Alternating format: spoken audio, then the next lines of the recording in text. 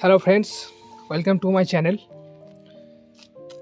তো তোমাদের যে কলকাতা পুলিশ সাব ইন্সপেক্টরের প্রিলিমিনারি এক্সাম হয়েছিল তার অ্যান্সার কি অলরেডি পাবলিশড হয়ে গেছে। WBPRBর অফিসিয়াল ওয়েবসাইটে গেলেই তোমরা অ্যান্সার কি পেয়ে যাবে, ডাউনলোড করে দেখে নিও।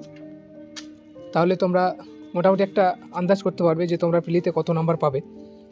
আর আমি আমার চ্যানেলে, যেহেতু তোমরা আমার চ্যানেলটি ফলো করো, তার জন্য আমি তোমাদের এই অ্যান্সার কি দেখিয়ে দিচ্ছি।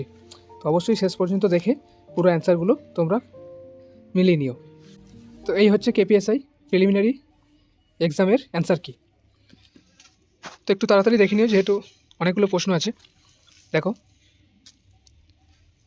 1 নম্বর কোশ্চেন, উদ্ভিদের পরিপক্ক বীজে কোন হরমোনটি সংশ্লেষিত হয়। 4 নম্বর কোশ্চেনটা দেখে নাও, মানুষের প্রতিটি দেহকোষে কতগুলি সেক্স ক্রোমোজোম থাকে। 2 নম্বর কোশ্চেনটা, মানবদেহে অগ্নাশয়ের আলফা কোষ থেকে কোন হরমোনটি নিঃসৃত হয়। 5 নম্বর হচ্ছে, অঙ্গের ব্যবহার এবং অব্যবহারের সূত্রটি কোন বৈজ্ঞানিকের প্রবর্তিত মতবাদ। 3 নম্বর কোশ্চেন, মানব মস্তিষ্কের কোন অংশ দেহের ভারসাম্য নিয়ন্ত্রণ করে। 6 নম্বর, ইউনেস্কোর সদর দপ্তর কোথায় অবস্থিত। 7 নম্বর, রাষ্ট্রপুঞ্জের নিরাপত্তা পরিষদের সর্বমোট কতজন সদস্য থাকে। 10 নম্বর, কোন রিট অনুযায়ী ঊর্ধ্বতন কোর্ট কোনো নিম্ন কোর্ট বা কোনো ব্যক্তিকে তার কর্তব্য পালনে বাধ্য করতে পারে। 8 নম্বর হচ্ছে, 1967 সালে নিম্নলিখিতের মধ্যে কোন ব্যক্তি উপপ্রধানমন্ত্রী নির্বাচিত হন। 11 নম্বর, রামচরিতের রচয়িতাকে। 9 নম্বর, লোকসভায় পাশ হওয়ার পর একটি অর্থ বিল রাজ্যসভায় প্রেরিত হওয়ার কতদিনের মধ্যে আবার লোকসভায় ফেরত পাঠাতে হয়। 12 নম্বর, মহাবীরের উপদেশের সংকলন কী নামে বিখ্যাত। 13 নম্বর, ষোড়শ মহাজনপদের মধ্যে দক্ষিণ ভারতে অবস্থিত মহাজনপদটির নাম অসমক। এটা হচ্ছে একটাই মহাজনপদ। ক্রিপস মিশন কত সালে ভারতবর্ষে এসেছিল। তারপর, এটিলা কোন সম্প্রদায়ের নেতা ছিলেন। অ্যানি বেসান্ত কোন স্থানে হোম রুল লীগ প্রতিষ্ঠা করেন। দ্বিতীয় চন্দ্রগুপ্তের রাজত্বকালে কোন পরিব্রাজক ভারতে আসেন। সত্যশোধক সমাজ কে প্রতিষ্ঠা করেছিলেন। দ্বিতীয় গোলটেবিল বৈঠকে ভারতীয় জাতীয় কংগ্রেসের হয়ে কে প্রতিনিধিত্ব করেন।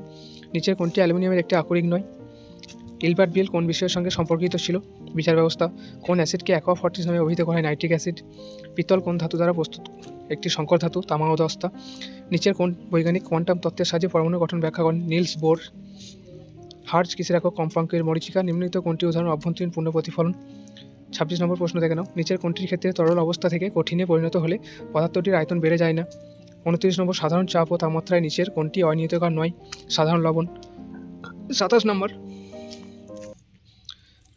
হাতের সাহায্যে কোনো বস্তু তোলার সময় হাত কোন শ্রেণীর লিভার রূপে কাজ করে। তৃতীয় শ্রেণীর লিভার। 28 নম্বর, নিচের কোনটির গন্ধ পচা মাছের মতো ফসফিন। পিঁপড়ের হুলের মধ্যে নিচের কোন অ্যাসিডটি উপস্থিত থাকে। Formic acid. মাদাগাস্কার দেশটি কোন মহাদেশে অবস্থিত। আফ্রিকা। কানহা ন্যাশনাল পার্ক মধ্যপ্রদেশে অবস্থিত। দারিংবাড়ি পর্যটন স্থলটি কোন রাজ্যে আছে। উড়িষ্যা। নিচের কোনটি দক্ষিণ আফ্রিকার একটি ক্রিকেট খেলার মাঠ নয়। ওয়েলিংটন। আরাবল্লী পর্বতমালার উচ্চতম শৃঙ্গ কোনটি। গুরু শিখর। নিচের কোন উপকূল ভাগে শীতকালীন বৃষ্টিপাত দেখতে পাওয়া যায়। করমণ্ডল উপকূল। বাইলাডিলা লোহাকুড়ি কোনটি কোন রাজ্যে অবস্থিত। ছত্তিশগড়। কফি চাষের জন্য নিম্নলিখিত কোন মৃত্তিকাটি সর্বোৎকৃষ্ট। ল্যাটেরাইট মৃত্তিকা। সর্দার সরোবরের বহুমুখী পরিকল্পনা কোন নদীর ওপর। নর্মদা নদী। ভারতবর্ষের উত্তর পূর্বের রাজ্যগুলিতে কোন ধরনের স্বাভাবিক উদ্ভিদ সর্বাধিক দেখতে পাওয়া যায়। চিরহরিত, ক্রান্তীয় চিরহরিত। নালী ক্ষয় কোন প্রকৃতির শক্তি দ্বারা সংঘটিত ক্ষয়কার্য উদাহরণ। জলপ্রবাহ। ভারতবর্ষের প্রথম লোক আদালত কোন শহরে অবস্থিত। নিউ দিল্লি। কোন উৎসেচক প্রোটিনকে পেপটনে পরিণত করে। Pepsin. Servants of India society Gopal Krishna Gokhale. Nephridia কোন প্রাণীর রেচনাঙ্গ। কেঁচো। কত সালে হলদিঘাটে যুদ্ধ হয়েছিল। 1576। মোগলদের সাথে শিবাজি কোন সন্ধি স্বাক্ষর করেছিল। পুরন্দরের সন্ধি। ইউগ্লিনা কিসের সাহায্যে গমন করে। ফ্ল্যাজেলা। 52 নম্বরটা তাকে একটা জিআই দিয়েছে। 50 নম্বর হচ্ছে, ইমানুয়েল ম্যাক্রন কোন দেশের রাষ্ট্রপ্রধান। ফ্রান্সের। এবার দেখো জিআইগুলো তোমরা যেহেতু সবাই করেছো, আশা করি ম্যাক্সিমাম অনেকেই শুনছিলাম যে 75+ অ্যান্সার করেছে। তো অবশ্যই অল দ্য বেস্ট সবাইকে। তোমরা নেক্সট যে প্রসিডিং রয়েছে তার জন্য তোমরা প্রিপারেশন শুরু করে দাও। তো নেক্সট যে কোশ্চেনগুলো দেখলে জিআই। তারপরে দেখো 54 নম্বরটাও, নিচের তিনটি কোনো কারণে সদৃশ্য, একটি আলাদা, এটাও জিআই। 56 নম্বরটাও জিআই। 55 জিআই। 57টা দেখো, এটা একটা রিলেশন রয়েছে, ঠিক আছে, ব্লাড রিলেশন। 58, 60, 61 দেখো কিউবের একটা জিআই দিয়েছে, খুব সহজ। 59, 62, 63, 66, এটা সিটিং অ্যারেঞ্জমেন্ট দিয়েছে। 66টা সিটিং অ্যারেঞ্জমেন্ট। এটা ত্রিভুজ দিয়েছে, কতগুলি ত্রিভুজ রয়েছে। 64 ব্লাড রিলেশন একটা জিআই দিয়েছে। 67, 65টা খুব সুন্দর। দেখো 84 আর 13, যোগ করলে কত হয় 7 আর 9 97, 97কে যোগ করলে 16, 16 অর্ধেক 8। তাহলে দেখো 3 এর সাথে এটা কত হচ্ছে দেখো 37, 40, 50। এগুলো একটু ক্যালকুলেশন করতে হবে, মুখে মুখে হয়তো সম্ভব নয়, ক্যালকুলেশন করলে বেরিয়ে যাবে। তো তোমরা একটু দেখে নিও। দেখো মোটামুটি প্রশ্ন স্ট্যান্ডার্ড ছিল, খুব সহজও ছিল না খুব কঠিনও ছিল না, স্ট্যান্ডার্ড কোশ্চেন ছিল। তো যারা মোটামুটি প্রিপারেশন নিয়েছো ভালোভাবে তারা তো অবশ্যই তোমরা কোয়ালিফাই করবে। তো তোমরা নেক্সট যে ফিজিক্যাল এফিসিয়েন্সি টেস্ট রয়েছে তার জন্য তোমরা প্রিপারেশন শুরু করো, ঠিক আছে। আর যারা ভাবছো যে এটাতে হবে না, একটুর জন্য হয়তো বাদ চলে যাবে, তো তাদেরকে বলবো তোমরা হাল ছিল না, তোমরা প্রিপারেশন আরও আরও আরও আরও করতে হবে, যেহেতু এখন কম্পিটিশন লেভেল অনেক হাই হয়ে গেছে।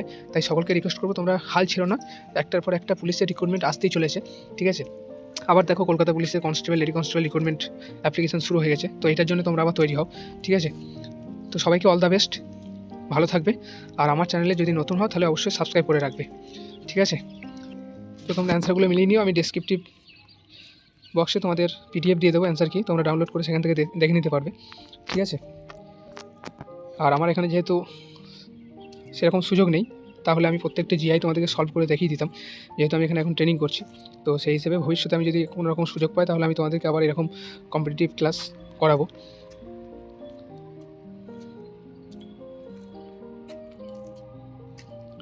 তো থ্যাংক ইউ বন্ধুরা, ভালো থাকবে। আমি ভিডিওটা এখানেই শেষ করলাম। আর আরেকটা কথা বলি, তোমাদের যদি কোনো প্রশ্নের অ্যান্সার যদি ভুল থাকে, যদি মনে হয় যে এই প্রশ্নটা ভুল, তাহলে তোমাদেরকে অবশ্যই কিন্তু মেল করতে হবে। পিআরবির যে অফিসিয়াল জিমেল আইডি রয়েছে ওটা তুমি দেখো, যে নোটিশটা পাবলিশ হয়েছে, তো পিআরবি অফিসিয়াল ওয়েবসাইটে গিয়ে সেই নোটিশটায় দেখো লেখা আছে, তো সেই জিমেল আইডিতে তোমাদেরকে সেটা মেল করে বলে দিতে হবে, তাহলে কিন্তু সেই অ্যান্সারটা আবার সলিউশন করে দেবে। তো থ্যাংক ইউ বন্ধুরা, ভালো থাকবে।